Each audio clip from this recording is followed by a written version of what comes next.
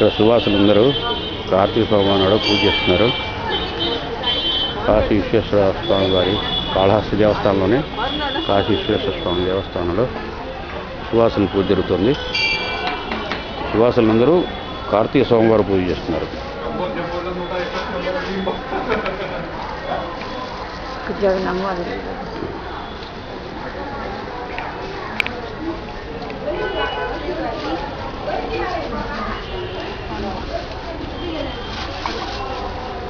అమ్మ కాస్త ముందు అయితే అమ్మవారి దర్శనం చేసుకొస్తాను. అన్నీ మాట